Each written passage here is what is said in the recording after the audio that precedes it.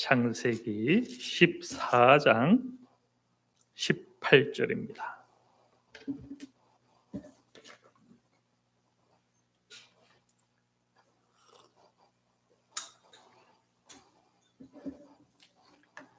창세기 14장 18절 말씀 제가 받들어 봉독합니다.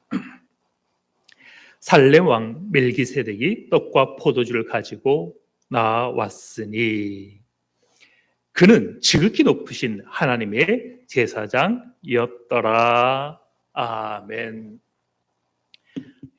오늘 이 시간 함께 묵상하고자 하는 것은요, 지난주 묵상했던 말씀에 어느 부분은 조금 반복이 될 것이고, 못 나눈 것, 쉽게 말하면 이것이죠. 복음은 처음부터 있었다. 예수님의 오심을 통하여서 신약부터 시작된 것이 아니라 창조 이래 하나님께서는 온 백성을 통하여 오실 메시아, 그 구원을 계시하고 있더라. 그 중에 오늘 본문 가운데 심지어 이방인이었던 멜기세덱, 그 왕조차도 오실 메시아의 그림자가 되더라라는 것이죠. 멜기세덱만이 아니라 오늘 지난번에 우리 성도님들에게 제가 이름을 요청했을 때 한 세 분을 이야기했죠. 그것도 묵상할 것이고, 단 그 전에 이 복음이 우리에게 무엇을 뜻하는지를 더불어 묵상하면서 그 부분을 함께 보고자 합니다. 우리 올해 교회 표가 있죠. 복음의 지경, 복음의 지평, 그것을 넓히는 교회. 지금은 시대가 바뀌었죠. 옛날에는 이 복음의 지평을 넓히는 길은 교회로 전도하고 초대하고 모여서 이 안에 하나님의 백성이 확장하는 것, 그게 복음의 지평의 확장이었습니다. 그런데 오늘날은 사람들이 무엇하기 시작했어요? SNS를 통해서 복음을 접하기 시작했고, 유튜브나 이런 인터넷 매체를 통하여 하나님의 복음을 듣기 시작하더라라는 거죠. 그런 차원에서 우리 교회도 모이는 교회만이 아니라 이 흩어지는 교회, 여기까지 복음의 지평이 확장되는 것, 그것을 한번 힘써보자. 그런 의미에서 이 복음의 지평을 넓히는 교회라는 표를 삼은 거죠. 단 더 중요한 것이 있다. 지난주 말씀을 기억하셔야 되는데, 그러면 어떤 복음을 전할 것인가? 복음의 지평보다, 그 확장보다 더 중요한 것은 복음의 내용이죠.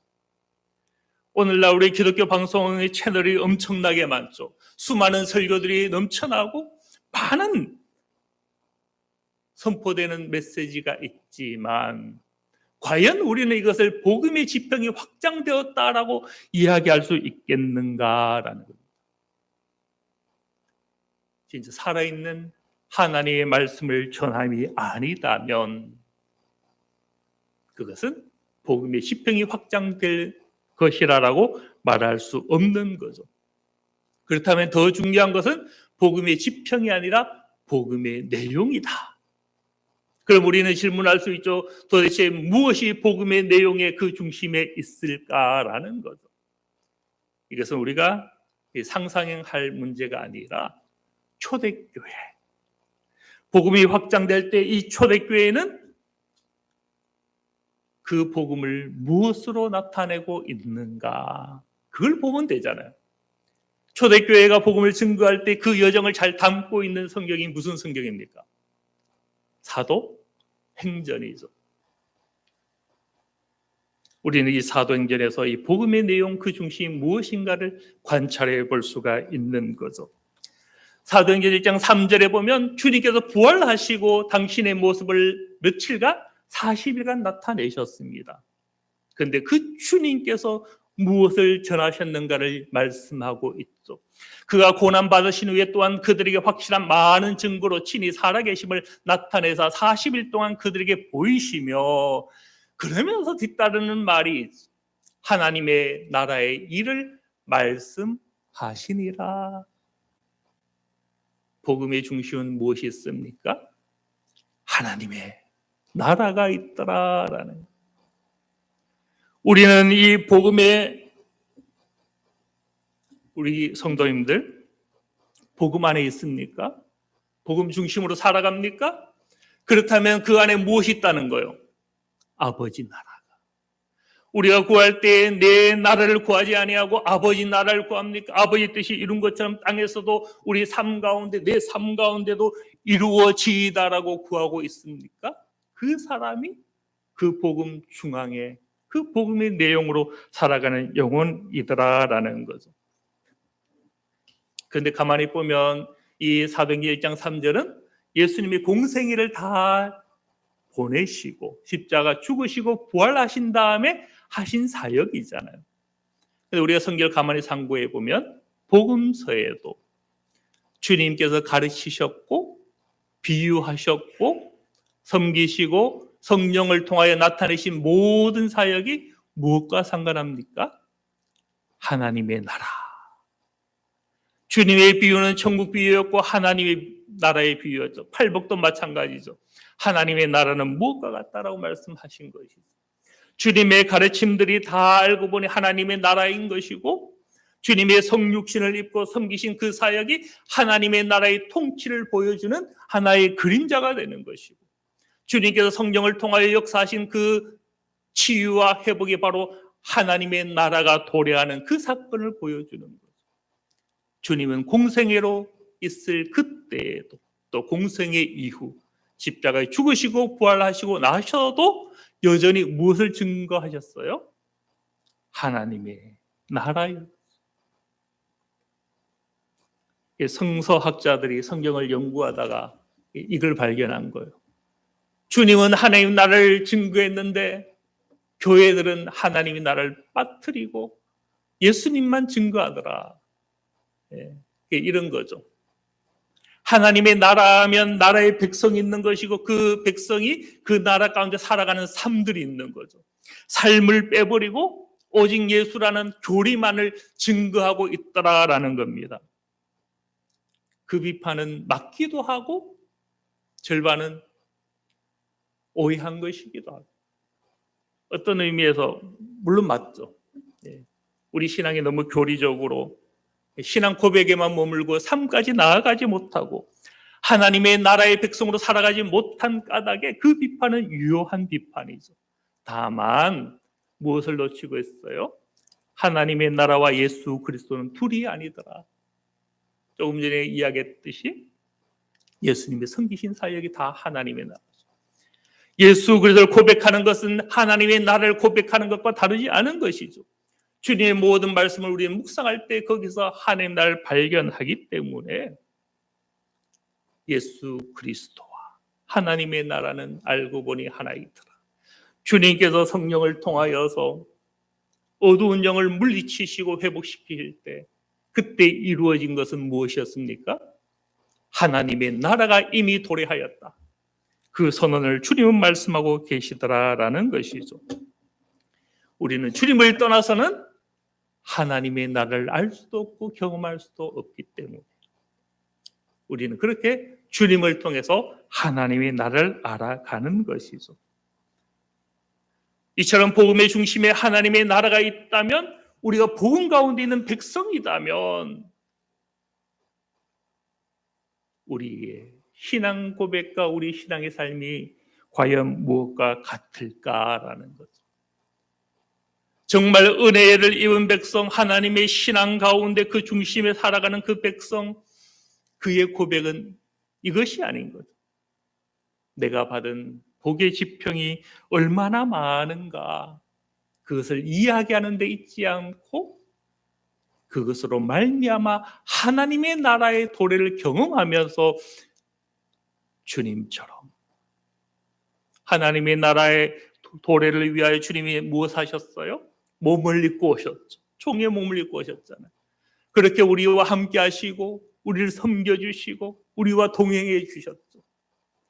우리가 신앙 안에 있고 복음 안에 있다면 내가 받은 복이 얼마나 많은가, 그것이 아니라 나는 그 은혜로 말미암아 어떻게 더불어 살아오고 어떻게 더불어 함께함으로 살아왔는가. 하나님의 나라의 징표를 우리가 그 삶 가운데 드러내고 있는가. 이것을 우리가 복음 안에 있는지를 판단하게 되는 것이죠. 우리의 하나교회 모든 성도님들, 이 복음의 시평, 복음의 내용인 하나님의 나라가 우리 안에 경험되고 그 하나님의 나라의 표징으로 우리 모든 삶이, 우리의 얼굴이, 우리의 행적이, 우리의 섬김이, 우리의 사랑이 그렇게 하나님의 나라를 드러내는 은혜가 있으시길 바랍니다. 그래서 로마서 14장 17절에 보면 이 하나님의 나라는 무엇이 아니다? 먹고 마시는 것이 아니다. 다르게 말하면 개인적인 은혜가 아니다라는 거예요. 복음은 뭐가 같습니까? 그것은 성령 안에 있는 의와 평강과 희락이라. 다만 이 번역이 조금 의하면 칭이 내가 받은 의로만 그칠 수가 있거든. 평강하면 내 안에 있는 평강, 내 안에 희락으로 그칠 수가 있거든. 그래서 제가 평신도 중심교회 책을 내면서 이 번역은 새롭게 해야 된다. 정의와 평화와 화평, 이 공동체 가운데, 이 땅 가운데 주시는 하나님의 정의로운 통치와 그의 평강과 그의 화평. 화평은 공동체적인 거잖아요. 이것을 번역해야 된다고 했는데 다행히 지금 번역하고 있는 성서공회에서 새 한글 성경을 번역을 했죠. 신약은 이미 완간이 되었고 구약은 아마 올해 완간이 되는 것으로 알고 있습니다. 그래서 완간이 된 이 신약 새 한글 성경에 보면 이렇게 번역이 되어 있어요. 제가 이야기했던 정의와 평화와 화평으로 번역이 되어 있거든요.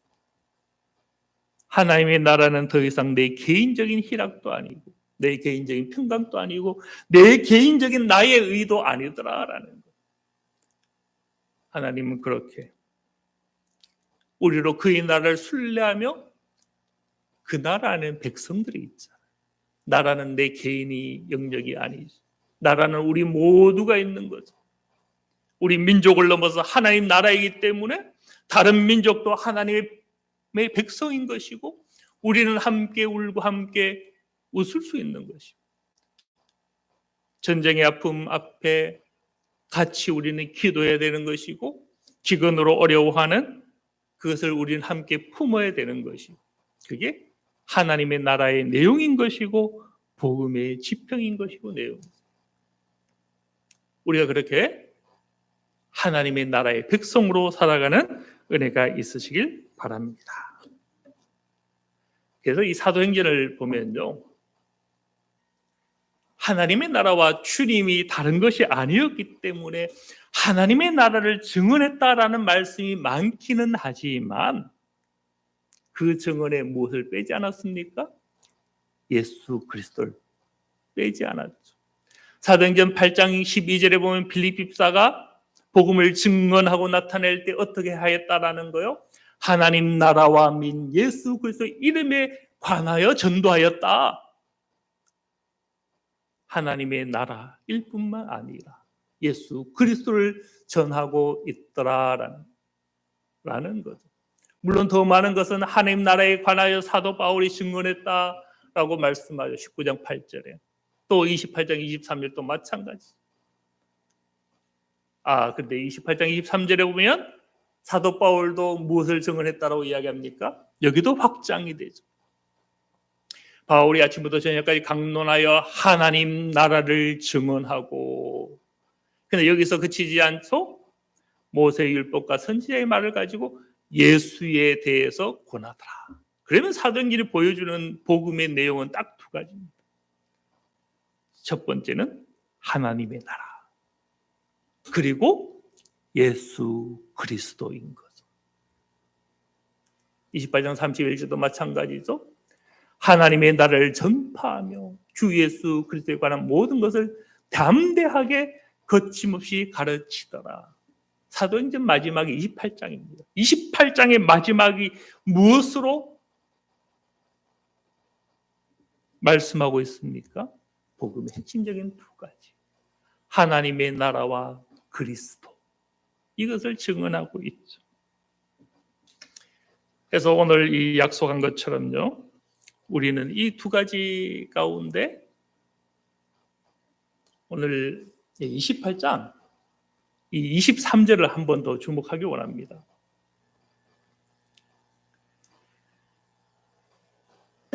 우리가 복음의 지평이 확장되어야 되는데 더 중요한 것이 무엇이라 했어요?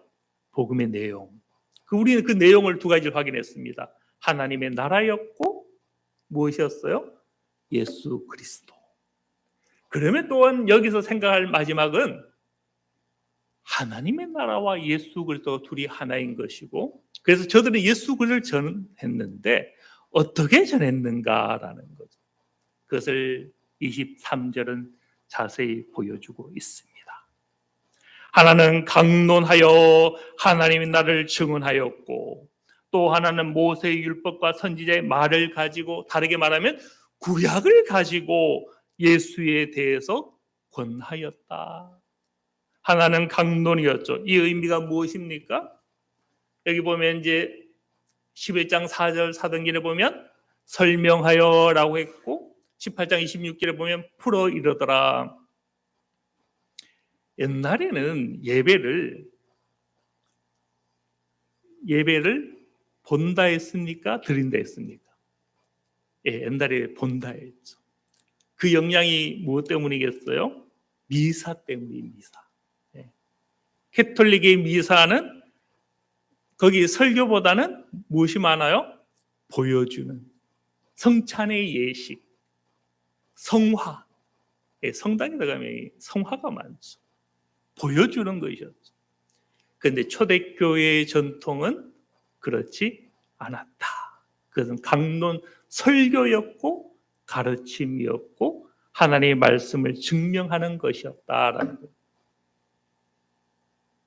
근데 이 강론의 내용이 무엇이었는가 하면 구약을 가지고, 구약의 내용의 중심에 누가 있다라는 거요? 예수 그리스도. 그분이 있다. 복음은 알고 보면 신약에서 시작된, 그래서 기독교는 새로운 종교가 아니라 너희들이 알고 있는 이 유대교가 처음부터 복음을 가지고 있다. 모세의 글과 선지자의 글, 시편이 다 예수 그리스도에 대한 것이다. 이것을 초대교회는 증언하고 있는 것을 보게 되는 거죠. 그러면 이제 마무리하는 것으로 과연 그런가? 구약은 예수님을 증언하고 있는가? 그것을 우리가 지난주 확인한 것이 바로 멜기세덱이었죠. 창세기부터. 이 모세의 율법이라 하면 우리는 출애굽기 이후에 뭐 레위기나 이런 것을 생각할 수 있지만 모세의 율법하면 모세의 오경을 뜻하기 때문에 창세기를 포함합니다. 아담을 통해서도 하나님은 오실 메시아를 계시했고, 하와를 통하여도 계시했고, 심지어 가인과 아벨을 통하여도 계시했고, 노아와 그의 후손들을 통해서 계시했을 뿐만 아니라 누구를 통해서도 어떻게 보면 이방인과 같았던, 그 기원도 알 수 없었던 저 멜기세덱조차도 오실 메시아의 예표가 되더라. 그렇게 구약은 모든 그 정점과 그 중심에 예수 그리스도에 대한 메시지로 가득 차 있더라라는 거죠. 그래서 빠르게 이것은 했으니까 한번 정리하면, 살렘은 우리가 잘 알죠? 살렘을 다른 말로 하면 우리가 인사할 때 샬롬이 되고, 또 예루살렘이 되고, 또 솔로몬도 마찬가지죠. 평화. 평화의 왕 멜기세덱. 멜기세덱은 두 단어가 붙었습니다.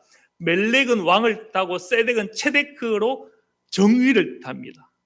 붙이면 정의의 왕. 히브리서는 이걸 의의 왕이라고 했죠. 예수님이 우리의 왕이신데 어떤 왕이십니까? 평화의 왕이죠. 또 무슨 왕이십니까? 우리 의를 주시는 의의 왕이시죠. 그래서 히브리서는 이렇게 해석을 했죠. 살렘 왕이니 평화의 왕이요 멜기세덱이니 의의 왕이다. 즉 14장 18절 이 창세기 이 말씀은 오실 메시아의 의와 평화의 왕에 대한 통치 예수 그리스도에 대한 그림자로 히브리서는 설명하고 있더라라는 겁니다. 그런데 빠진 부분이 있었죠. 떡과 포도주를 가지고 나왔다. 우리는 떡과 포도주를 어떻게 이해합니까? 밑에 보시면 고린도전서 11장 23절에 보면 떡은 무엇이다? 내 몸이다. 또 25절에 보면 잔, 포도주 잔, 이 포도주는 무엇이다? 내 피다. 그렇다면 우리는 이 히브리서 해석에 덧붙여서 이 14장 18절을 다시 이렇게 해석할 수가 있어. 평화의 왕이요 의의 왕이신 그분이 당신의 몸과 당신의 피를 가지고 나와왔으니 이는 그가 바로 하나님의 지극히 높으신 하나님의 제사장이시기 때문이더라. 그렇다면 이 멜기세덱은 그냥 구약의 어떤 한 신비의 인물이 아닌 거죠. 바로 오실 예수 그리스도를 나타내는 하나의 그림자이더라라는 겁니다. 다만 여기서 제가 이 예레미야 9장 24절 그리고 창세기 18장 25절을 언급한 이유는요. 주님은 평화의 왕, 의의 왕, 우리의 칭의를 주시고 우리를 의롭다 하시는 왕일 뿐만 아니라 우리는 이 의미를 어차피 번역을 하잖아. 우리는 원문 가지고 우리는 읽을 때 번역을 해서 읽기 때문에 의의 왕으로만 번역할 수 있겠는가? 더 많은 구절에서 성경은 이것을 정의로 번역을 하고 있기 때문에 우리는 예수님을 단지 의의 왕으로만 번역할 것이 아니라 정의의 왕으로도 번역하고 이해를 해야 된다. 왜 중요하겠어요? 그걸 알면 우리 삶이 달라집니다. 내가 의롭다함을 받은 그 의의 왕만 영접하면 이런 문제가 생기는 거죠. 나는 죄를 지어도 예수님의 보혈 때문에 나는 의롭게 되었고 나는 구원받았다. 이것으로 그치는 거죠. 근데 예수님을 정의의 왕으로 고백하는 순간 우리도 어떻게 살아가야 된다는 거예요? 우리는 하나님의 백성이니까. 하나님의 나라가 이 땅에 이룰 때, 임할 때에 우리는 거기서 하나님의 정의와 하나님의 공의대로 주님께서 마태복음 6장 33절에 말씀했던 것처럼 너희는 그의 나라와 그 나라의 내용인 공의, 정의를 구하라. 우리 삶이 달라지는 거죠. 죄 지어도 나는 의롭게 함을 받았다라는 그 은혜로 그치는 것이 아니라 우리는 정의롭고 공의롭게 살아가기를 구할 수밖에 없는 거죠. 그런 차원에서 보충적으로 이 멜기세덱은 의의 왕만이 아니라 정의의 왕으로도 우리는 이해할 수 있다라는 묵상을 합니다. 그리고는 우리 성도님이 제가 이제 구약 예수가 맞는지 구약의 그림자로 성경의 열조들 살아갔는지 확인을 하기 위해서 세 사람의 이름을 불러달라 했는데 한 사람이 다니엘이었고 또 한 사람이 엘리야였고 또 한 사람이 사무엘이었어. 그걸 한번 이 시간에 확정을 하고 몇 부분을 조금 더 보고 마치도록 하겠습니다.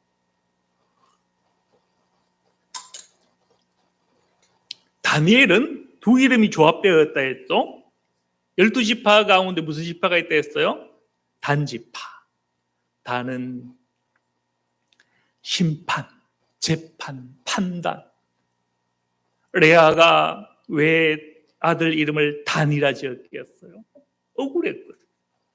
사랑받지 못했거든요. 남편으로부터 늘 소외당했다라는 거예요. 아팠다라는 거예요. 하나님이 나를 변호해 주옵소서. 심판해 주옵소서. 그 의미가 단이었죠. 다니엘은 그 단과 엘이라는 하나님. 하나님은 무엇하시다? 심판자이시다. 하나님은 재판장이다. 그 의미가 다니엘인 거죠. 이것은 오실 메시아의 사역을 잘 보여주죠. 주님은 심판자일 뿐만 아니라 심판에는 재판장만 있는 게 아닙니다. 누구도 있어요. 고발하는 자가 있고 변호하는 변호사가 있고, 예수님이 이 변호하는 이미지를 성경은 잘 보여주거든요. 사도행전 2장 25절에 보면 다윗은 그 시편을 통해서 예수님을 어떻게 고백했어요? 그가 내 우편에 계시도다. 내가 내 원수로 내 발등상이 되기까지 하기까지 너는 내 우편에 앉아 있으라. 여호와 하나님이 이 다윗의 입술을 통하여서 오실 메시아의 사역을 보여주는 거죠. 내 우편에 앉아 있으라. 하나님은 마지막 날 최후의 심판 가운데 재판장이 되실 것인데 예수님은 어디에 계신다는 거예요? 우편에서. 사단이 우리의 허물을 고발하고 그래서 저 사람은 정령 죽어야 된다라고 고발할 때에 예수님이 우리의 우편에서 변호사 되어 주실, 다니엘은 그것을 보여주죠. 성경 많은 곳에서 스데반도 그가 설교할 때에 예수님이 하나님 어디에 서셨다? 우편에 서신 것을 보노라라고 고백했어요. 그렇게 주님은 우리의 우편에서 우리를 보호하신 분이 되시죠. 그래서 로마서 8장 34절에 보면 누가 정죄하겠는가라고 이야기하죠. 죽으실 뿐만 아니라 다시 살아나신 이는 그리스도 예수신데 그는 하나님의 우편에 계셔서 우리를 위하여 간구하고 변호하시는 분이시다. 다니엘의 이름은 바로 예수님이 우리의 변호자가 되어주실, 우리의 억울함을 해결해 주실 그리스도인 것을 보여주고 있더라라는 겁니다. 그리고 이제 엘리야. 엘리야는 무슨 단어가 만났어요? 엘은 하나님이고 야는 야훼, 여호와. 구약에 우리가 여호와 하나님 우리는 익숙하지만 학자들은 이 여호와보다는 야훼라고 많이 부릅니다. 똑같은 이 자음을 가지고 읽을 때에 모음을 어떻게 붙이느냐에 따라서 여호와로 읽을 수 있고 야훼로 읽을 수가 있거든요. 어느 게 맞는지 오늘날 아무도 모르는 거예요. 하여튼 근데 성경에 이름을 보면 두 가지 이름이 다 있어요. 야로 끝나는 이름이 있고 여호수아처럼 여호라는 단어를 같이 쓰거든요. 여호야다. 하여튼 엘리야는 이런 거잖아요. 야훼가 있고 하나님이 있으니까 야훼가 무엇이다? 하나님이다. 엘리야는 바알을 섬기는 시대에 살았거든요. 이스라엘 백성들이 바알을 쫓아갔던 거예요. 자기 농업에 축복을 주는 이 바알 우상 숭배 그 중심에 이 엘리야가 있었던 거죠. 엘리야는 뭐 됐어요? 너희들 선택해라. 바알을 섬기겠느냐 하나님을 섬기겠느냐, 누가 하나님인지 선택하라. 그런데 엘리야의 이름이 바로 그거죠. 자기 이름이 야훼가 하나님이다. 그게 엘리야죠. 그런데 주님께서 이 엘리야의 사역을 이렇게 설명했어요. 내가 참으로 너에게 이르노니 엘리야 시대에 3년 6개월간 기근이 있을 때에 이스라엘의 많은 과부가 있었으되 엘리야가 그중 한 사람에게도 보냄을 받지 않고 오직 시돈 땅에 있는 사렙다 한 과부뿐이었고, 또 엘리사 역시 마찬가지 수리아 나만만 고침을 주었다. 이스라엘 하나님의 백성 가운데도 나병 환자와 약자들이 많았는데 이 엘리사는 누구에게 보내졌다는 거요? 이방인에게 보내졌다. 그 3년 반 동안 기근 가운데 많은 이들이 고통받았지만 이 엘리야는 누구에게 보내졌다? 약자에게 보내졌다. 무엇을 보여줍니까? 오실 메시아가 이 땅에 오실 때에 권력자들, 부자들, 있는 자들 그들과 친구가 되지 않고 주님은 세리와 죄인들의 친구가 되는, 심지어 창기라고 불리는 자들의 친구가 되는 바로 엘리야와 엘리사는 그렇게 오실 메시아가 임마누엘의 하나님 되실 것을 보여주는 징표였죠. 엘리야도 그렇게 예수님의 그림자가 된 것이죠. 사무엘. 사무엘의 이름은 샤마와 엘이 붙었죠. 샤마는 들으신다라는 것이고, 들으라. 네, 율법에 보면 들으라라고 시작하잖아요. 샤마로 시작하거든요. 거기 엘이 붙었습니다.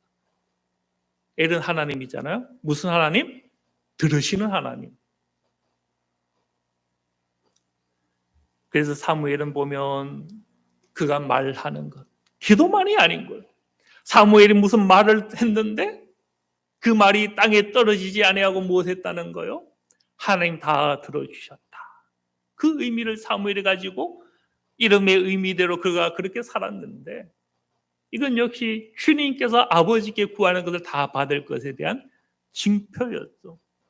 주님도 이 나사로를 살릴 때 나사로야 나오라, 그 음성을 누가 들었다는 거요?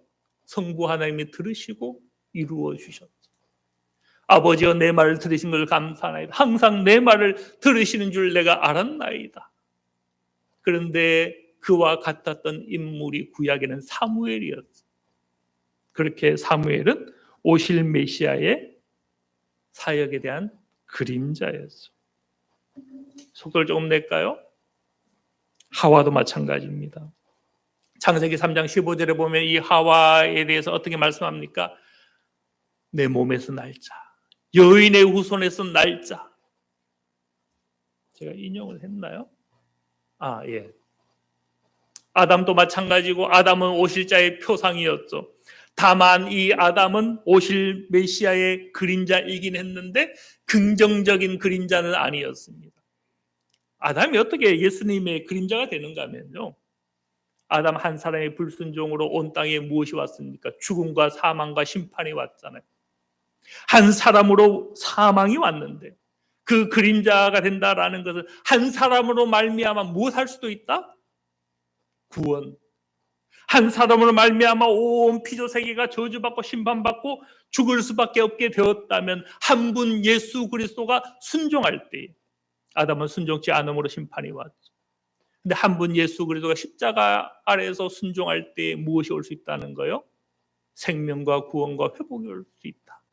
그런 의미에서 이 아담 역시 부정적 의미에서 오실 메시아의 그림자가 된 것이죠. 그렇게 보면요, 이런 거예요. 순종을 잘하는 자들만 예수님의 그림자가 된 것은 아니었어요. 요나 도망갔잖아요. 도망가다 어디에 들어갔어요? 물고기 뱃속에.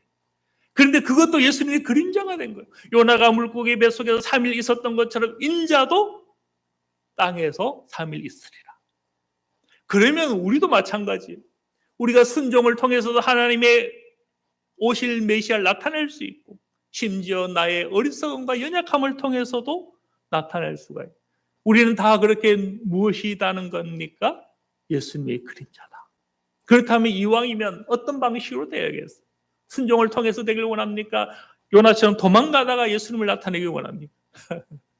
이왕이면 순종을 통해서 나타내는 게 더 낫죠. 창세기 3장 15절에 보면 이 예수님이 어떻게 될 것을 보여줍니까? 너는 그의 발꿈치를 상하게 할 것이다. 근데 여기서 이 발꿈치기 때문에 저는 이 십자가가 상상이 되거든요. 이 발을 포개어서 못을 박으면 이 발꿈치를 상할 수밖에 없습니다. 그렇게 보면 이 여인의 후손과 이 발꿈치를 상하는 것은 오실 메시아의 고난을 너무 잘 보여주는 그림자인 것을 보게 되는 거죠. 시간이 이제 마무리하긴 해야 되는데 조금만 더 하면, 제가 이제 오늘 설이니까 짧게 한다고 했는데 지난주 그 얘기했더니 한 사람이 설이니까 특별하게 길게 해달라고 길게 하지 않겠습니다만, 가인조차도 예수님의 징표가 된다고 봐요. 가인이 살인했고 도망했잖아요. 도망갈 수밖에 없었죠. 이 가인이 하나님께 따지잖아요. 제가 도망가다가 사람들이 결국 나를 만나면 죽이지 않겠습니까? 하나님이 가인에게 무엇을 주셨다는 거요? 표를 주셨다. 그 표를 보는 자마다 가인을 죽일 수 없게 하신 거죠. 이것도 하나의 저는 징표라고 봅니다. 우리에게 유월절 어린 양의 피가 묻어 있을 때에 가인이 표를 받을 때 죽음의 권세에서 자유했던 것처럼 우리도 예수님의 피 보혈의 그 표식이 우리 안에 있을 때에 우리도 이 죽음 사망의 권세를 이겨낼 수 있다. 그렇게 보면 가인 역시도 예수님의 하나의 사역의 그림자가 되는 것이죠. 노아, 아브라함, 이삭, 야곱에서 지금 뭐 다 할 수는 없고, 그건 앞으로 우리가 창세기를 통해서 더 할 수 있으니까 넘어가고요. 하나만 하고 마치도록 하겠습니다. 사도행전 2장 25절 이하에는 여기 이제 베드로의 설교고 나중에는 사도 바울의 설교가 나타나는데 사도의 행전은 무엇했다는 겁니까? 구약을 통해서 그 구약이 예수님에 대한 것이다. 이런 방식으로 복음을 전했다라고 했잖아요. 그래서 이 베드로의 설교도 똑같습니다. 그렇게 예수님을 증언하고 있습니다. 즉 다윗이 기록했던 시편이 알고 보니 다 예수님에 대한 거다. 구약은 곧 예수님이다라고 이야기를 지금 하고 있거든요. 그 중에서 보면 지금 우리 여기는 이제 31절까지인데 뒷절을 하나 보겠습니다. 34절에 보면 다윗은 하늘에 올라가지 못하였으나 친히 말하여 이르되 주께서 내 주께 말씀하시기를 내가 내 원수로 내 발등상이 되게 하기까지 너는 내 우편에 앉아 있으라 하셨도다. 이것은 이제 시편 110편 1절 이하거든요. 요것만 하고 마치겠는데 생각해 보세요. 구약의 하나님은 즉 유대교의 하나님은 유일신입니까? 삼위일체의 하나님입니까? 유대교는 예수님을 인정합니까? 예수님을 인정하지 않고 따라서 성령님도 모르는 거예요. 유대교는 우리가 알고 있는 성부 하나님만 알고 있는 겁니다. 그러면 이 구약은 성부, 성자, 성령이 아니라 유대교 입장에서 성부 하나님만 있는 거예요. 그렇다면 다윗의 시편에서 다윗은 하나님만을 이야기해야 되는데 만약에 다윗의 시편이 하나님만이 아니라 오실 메시아 예수님을 이야기하면 다윗에게 주는 한 분입니까? 두 분입니까? 쉽게 말하면 두 분인 거 두 분. 그러면 다윗의 시편에서 주가 두 사람이 등장하는가 한번 보자라는 거예요. 예. 110편 1절에 보면 여호와께서 누구에게? 내 주. 주가 둘이잖아. 여호와가 다윗의 주였고 또 다른 주가 여기 등장하는 거예요. 내가 내 원수로 내 발판이 되게 하기까지. 여기서 내는 메시아 예수님이죠. 너는 내 오른쪽에 앉아 있으라. 내 오른쪽 할 때 내는 누굽니까? 여호와 하나님이죠. 그 오른쪽에 너가 있잖아요. 근데 이 너는 다윗입니까? 아닙니다. 메시아죠. 왜 그런가 하면 다윗은 죽어서 땅에 묻힌 자지 하나님 오른편에 올라간 사람이 아니기 때문에. 그게 이제 베드로의 설교에 나타나는 거 34절. 다윗은 못했다? 하늘에 올라가지 못했다. 이 여기서 말하는 내 오른쪽, 나의 오른쪽은 예수님을 뜻하는 거죠. 3절도 마찬가지죠. 주의 권능의 날에 주의 여기서 주는 메시아 예수님을 이야기하죠. 또 4절 마찬가지입니다. 여호와는 맹세하고 변하지 아니하시리라 이르기를 너는 여기서 너가 등장하죠. 예수님이죠. 멜기세덱의 판차 서열을 따라 영원한 제사장이라 하셨도다. 또 5절도 마찬가지죠. 주가 등장하는데 그 주의 오른쪽에 또 누가 등장합니까? 주가 등장하죠. 두 주가 있는 거예요. 구약은 성부 하나님이 있어야 되는데 우리가 유대인을 만나서 복음을 증언하면 이것을 가지고 하면 되는 거예요. 너희들은 유일신 성부 하나님을 믿는데 시편 다윗의 시편에 보면 두 주가 등장한다. 그 주는 누구냐? 예수님이다. 라고 우리는 증언하는 것이죠. 예, 말씀을 마칩니다. 시간이 많이 가졌네요. 하나님은 그 복음을 신약에서 시작하신 것이 아니라 모든 사람, 모든 시대를 통하여서 복음을 시작했고 나타내었죠. 예수님을 증언하고 드러내셨다라는 겁니다.